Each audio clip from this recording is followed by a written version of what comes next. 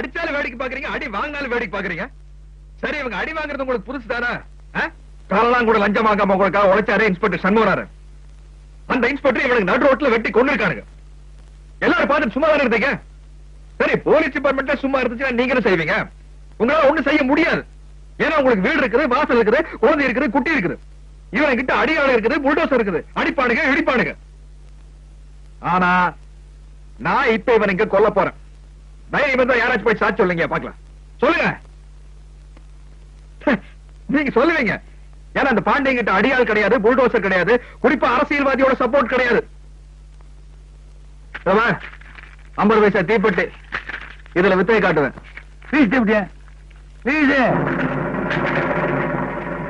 சுந்தர வடிவேலு 1 2 3 10 அதுக்குள்ள கையில வச்சுக்கிறிய தீப்பெட்டி உங்க அப்பனை கொடுத்துறேன். ஏதாச்சும் தகராறு பண்ணுன இருபாண்டியா இவர் கொடுத்து சொன்னாரா? போற மூஞ்சி மாதிரி ஒழுங்கா போடுறான். கிளாஸ் கிடைக்க வச்சுக்கிறேன். போராட்டி ஏன்டா? ஐ ஆம் ரவுடி. நீ என்ன எப்படி நிக்கிற?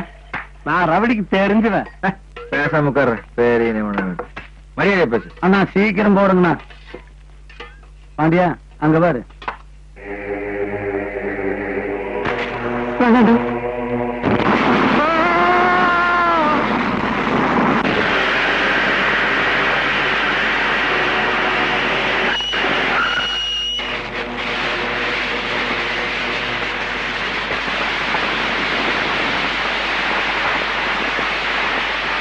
எப்படி தீ பிடிச்சது? யாரையா தீ வச்சது? இந்த ஊரை நின்று வேடிக்கை பார்த்துட்டு இருக்கீங்க. என்ன நடந்துச்சு சொல்லியா? சொல்லு, எப்படி நடந்துச்சு சொல்லு.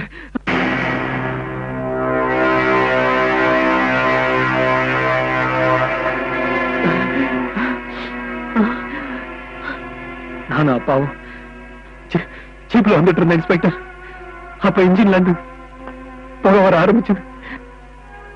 நான் ஜீப்ல இருந்து கீழே குதிச்சுட்டேன். அப்பாவால குதிக்க முடியல. ஓஞ்சிட்டு இருந்த இன்ஜின் தீப்பிடிச்சு எரிய ஆரம்பிச்சது. அப்பாவும் கூடவே எரிஞ்சிட்டார். நான் எவ்வளவு முயற்சி பண்ணியும் எங்க அப்பாவை காப்பாற்ற முடியல.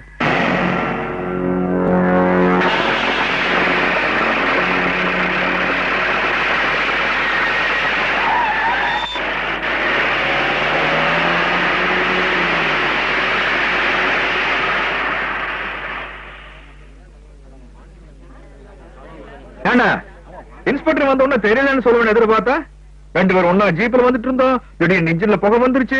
நான் மட்டும் வெளியில எட்டி குறிச்சிட்டேன். எங்க அப்பாவை காப்பாத்துறதுக்கா நான் போராடி இருக்கேன். இப்படி எல்லாம் இன்ஸ்பெக்டர் சகிட்டு மேலே ரீல் விடுறிய. உண்மையிலே நீங்க பரம்பரை வில்லனுக்கு தாண்டா. ஆமா, ஒரு நாள் உங்க அப்பா செத்து போனதுக்கு அழுது மூஞ்சி எல்லாம் செவந்து மூக்கு வெடிச்சிட்டு நிக்கிறிய. உங்களால இந்த ஊர் ஜனங்க எத்தனை நாள் அழுதுருப்பாங்க. உங்க அப்பா கருமாறி முடிச்ச கையோட உங்க அப்பச்சி உன கொள்ளி வைக்கிறதுக்கு ரெடியா இருக்கு சொல்லு. உங்க அப்பச்சிக்கு நாங்க வச்சுக்கிறேன்.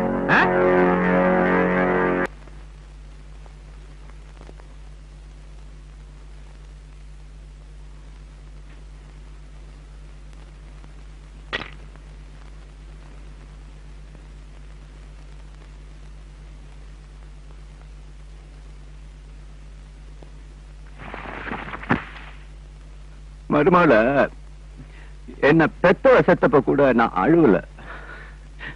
என் பொண்டாட்டி என்ன விட்டுட்டு போனப்ப கூட விதி விட்ட வழின்னு பேசாம இருந்துட்டேன்.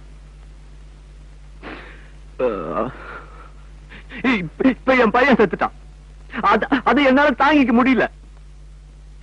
அவனுக்கு ஊறுபட்ட வியாதி, பிளட் பிரஷர், சுகர், கம்ப்ளைண்ட் என்னென்னமோ இருந்தது. அதுல ஏதாவது அவனு செத்து போயிருந்தான்னு வச்சுக்க, போச்சுன்னு விட்டுருப்பேன்.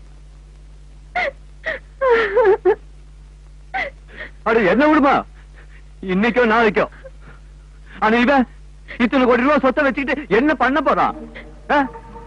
நடு ரோட்ல ஓட ஓட எத்தனை பேரை நான் வெட்டி புதைச்சிருப்பேன். ஆனா எவனாவது ஒரு பையன் எனக்கு எதிராக கூண்டேறி சாட்சி சொல்லியிருக்கானா? ஆனா இந்த பாண்டிய பையன் என் பையனை நடு ரோட்ல வச்சு எரிச்சிருக்கான். அவனுக்கு எதிராக சாட்சி சொல்ல எந்த பையனும் இல்லைன்னா என்ன அர்த்தம்?